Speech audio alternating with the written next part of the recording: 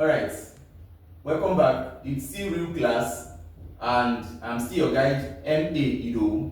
Alright, in our previous video, we had looked at Antony and Cleopatra by William Shakespeare. Well, here we are, we're looking at African drama. Efua T. Sutherland's The Marriage of Anansewa, which is of course a comedy. Alright, yes, you all know that the most iconic character in oral literature in Nigeria is the tortoise, but in Ghana it is Ananse, which is of course called the spider.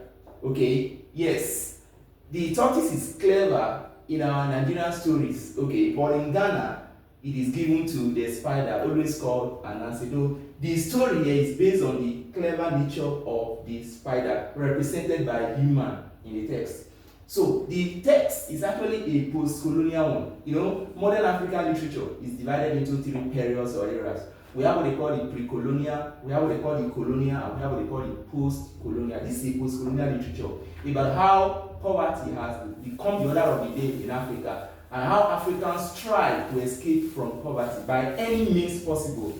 Alright, yes, a particular man called Ananse, a Ghanaian, tries to escape poverty in his life using the only person that he has in person of his daughter, known as Anansewa. So he actually sits down and he thinks about how to escape from this poverty that is beginning to ruin his life, and he thinks about a particular plan out, and he calls on his daughter, known as Anansewa. At this point, Anansewa is about leaving home, okay? But he calls on the daughter, for the daughter to use her typewriter to type 4 different letters addressed to 4 different chiefs, telling them that they shouldn't worry, each to the ignorance of another, that they shouldn't worry, that their object of admiration is guided, okay? That anytime they want to marry the girl, that they are forever, there to present the bride price, and the girl is taken for sure, each to the ignorance of the others. Okay, yes, and when Anansewa discovers this from the father, she initially disagrees, but when she is persuaded by the father, she agrees. Okay, and she begins to type the letter. Okay, yes, and as the letters have been typed and sent to these chiefs, from that day the life of Ananse begins to change, because each of these chiefs begin to send gifts and money, alright, thinking that they are going to marry Ananse, unknown to them that they are 4 in number, alright, sending these different gifts. Okay, now they sent a message that they are coming to visit to pay the bride price of Anansewa. Unfortunately for them now, all of them choose the same day, alright, to come pay the bride price of Anansewa.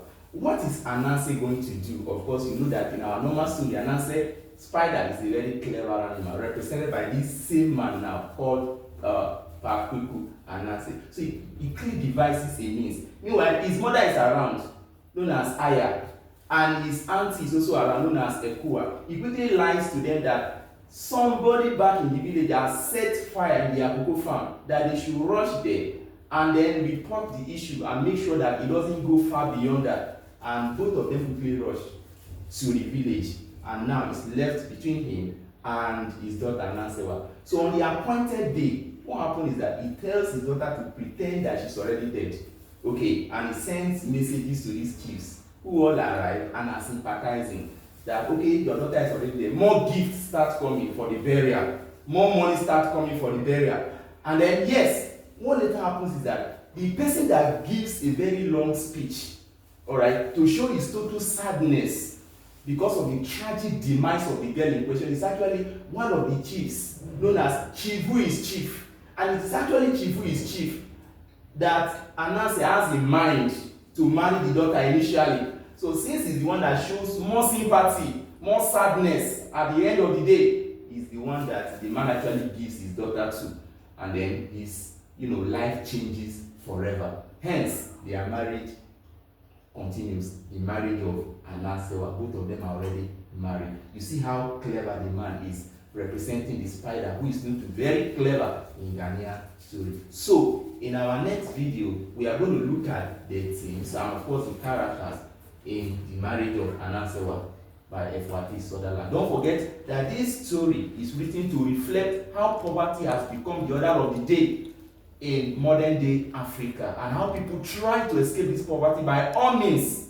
Alright, so this guy decides to use his own daughter, and that's that. Alright, this time we are going to continue with the characters in the Marriage of Anansewa and of course the themes also.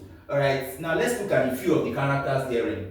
First of all, we have Pakweku Ananse, who plays the role of a spider, very cunning, very clever, alright, who uses his daughter to get what he wants from poverty to wealth, from poverty to affluence. Yes, and of course, Ananse is the object of transformation by the father. It's actually the daughter of Pakweku Ananse, alright, that is the father uses to transform his level of poverty to the level of affluence. Yes, we talk about Aya. Aya is Ananse's mother, and of course Anansewa's grandmother.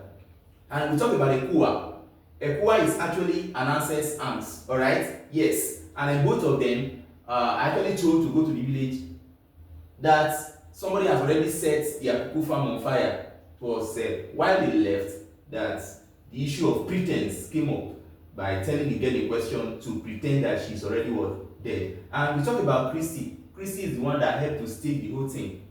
Alright? The staging of the fake funeral for Anansewa that made the chiefs to believe that it is true that the girl in question is already late, and made them to bring more gifts for her funeral. And away from there, we talk about the themes. We have themes of poverty. It is poverty that propels Pakweku Ananse, alright, to make the daughter to have 4 different suitors, each to the ignorance of another. Yes, ambition. Pakweku Ananse is ambitious in nature. He wants to transform his life from poverty to riches. Okay, yes, which explains why he's behaving that way. And we talk about wit and cunning. Also boils down to the issue of Pakweku Ananse, very witty and cunning, very clever in his dealings. Okay, and then we talk about love and materialism. Okay, although the 4 chiefs actually demonstrate their love, it is chief who is chief that demonstrates more love for Anansewa. And then we talk about materialism. Materialism is what actually propels Pakweku Ananse to give his daughter out in marriage to chief who is chief. And then we talk about matchmaking. The marriage between chief who is chief and Anansewa boils down to matchmaking. Both of them never knew each other in the first place. Okay, and we talk about forced marriage. It appears like both of them are forced to marry, or Anansewa is forced to marry chief who is chief. It is poverty that serves as a driving force in the marriage. Alright, without poverty, I don't think the marriage between Anansewa and chief who is chief would have seen the light of the day. So these are the few things that we'll find in the text. So in our next class, we're going to look at An Inspector Calls by J.B. Priestley.